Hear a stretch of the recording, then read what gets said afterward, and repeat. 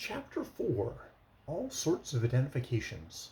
I'm sorry to tell you, Mr. Jones, that the body of the woman murdered last night has been identified as that of your wife. So spoke Nick, and this time Jones' calmness was not proof against the surprise. It can't be possible, he exclaimed, leaping from his chair. I am so informed, said Nick, and I must place you under arrest. But there is some infernal mistake here, said the accused. I know that my wife is all right. This must be somebody else. A lady living in the same house with you has recognized the body. I don't care if she has. Nobody in that house knows my wife. Is there anybody in the city who does know her? I can't think of anybody. How about the grocer with whom you traded? Our servant attended to all that till she was taken sick. Since then, I've done what little there was to do. We've eaten most of our meals at restaurants. What restaurants? Oh, all around. There's the Alcazar, for instance, where we have sometimes dined together. Does the head waiter there know her? I suppose he would remember her face. He doesn't know the name. All right, I'll have him look at the body. But man, you're going to let me look at it, aren't you? Exclaimed Jones. That would settle it, I should think. I'll take you there now, and we will try to get somebody from the Alcazar to come at the same time.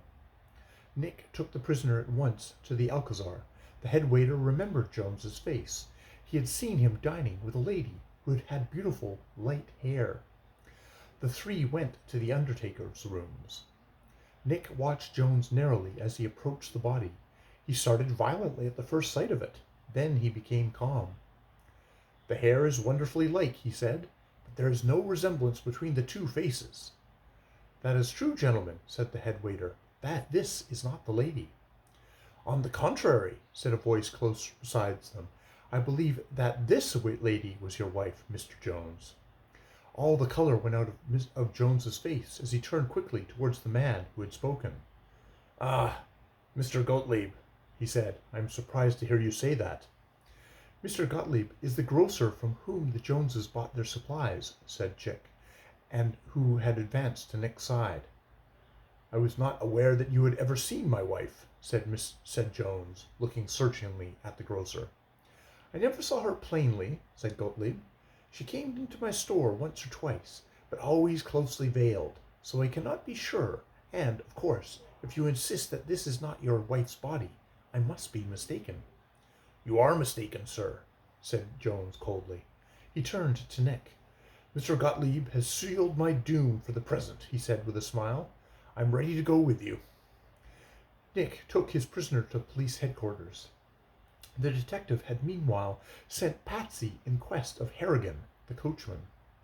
Jones was taken into the superintendent's room, and a dozen other men were assembled there, waiting for the arrival of the cabman. Harrigan was very nervous when he appeared.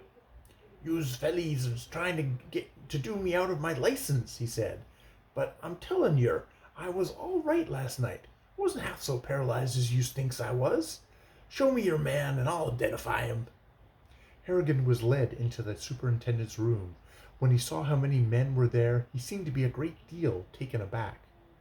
But he put a bold face on the matter, and promptly advanced, saying, "This is the man."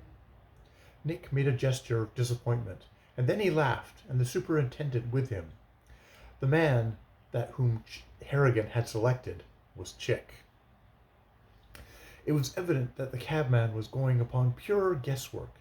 Being sharply questioned, he confessed that he had no idea how his fare of the previous night looked. "I give it to yous dead straight," he said, at last. "I don't know whether the mug was white or black. Say, he might even been a Chinese."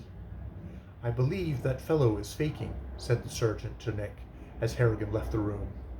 "No, he's straight enough, I guess," said Nick. "He's not the sort of man who would have been let into a game of this kind." Nick then proceeded to question the prisoner in the presence of Chick and the superintendent. His answers were straightforward enough, but they threw little light upon the affair. The only subject which he refused to discuss was the whereabouts of his wife. When questioned about her, he invariably declined to speak. "She's gone on a little pleasure trip," he said, and I want her to enjoy it. This affair will be all over when she gets back.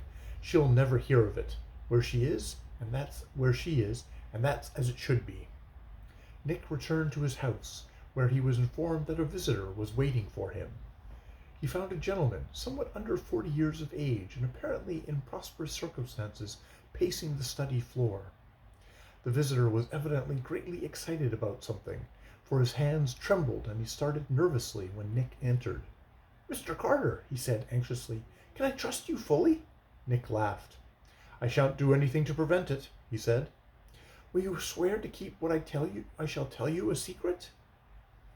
"No, sir, I will not." The man made a despairing gesture. I suppose that your business was always strictly confidential," he said. "So it is, but I take no oaths." "I didn't mean exactly that, but... The man hesitated, stammered, and was unable to proceed. "Come, sir," said Nick. "Be calm. Tell me plainly what you want me to do for you." "It isn't for me. It's for a friend of mine." "Very well. What can I do for your friend?" "He is accused of a terrible crime, of which he is entirely innocent. I want you to save him." "I have been asked to do that many times." "And you have always succeeded?" "Oh, no. In several cases the persons have been hanged." The visitor shuddered violently. "I have heard," he said, "that you never failed to find the guilty person and to save the innocent." "That is the truth. It has been my good fortune to leave no case unsettled." "But you said that these innocent persons had been hanged." "They were hanged," said Nick, "but they were not innocent. Their friends assured me that the person were entirely guiltless, but it was not true." "And therefore," Nick continued, looking straight into the man's eyes, "I should advise you to be very sure of your friend's innocence before you put the case in my hands." The visitor looked very much relieved. "I'm perfectly sure of it," he cried. "My friend has nothing to do with this case." "I'm glad to hear it. Who is he?" "The man who's been arrested in this restaurant murder case." "John Jones?" "That is the name he has given to the police." "But isn't that his right name?" I don't know," stammered the visitor. "He must be a very particular friend of yours, since you don't know what his name is." "I never saw him in my life." "Look here, Mr. Hammond is my name." "Well, Mr. Hammond, your statement don't hang together. You begin by saying that this man was your friend." "I didn't mean that exactly, but I sympathize with him.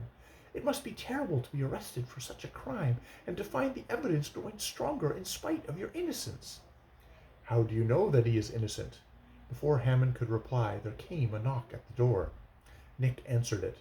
"Come in, Gaspard," he said, throwing the door wide open. "You sent for me, and... Good God, who is this?" "You know him, then?" Yes, I know him," cried Gaspard. "He is the man who was in the room A last night." End of chapter 4.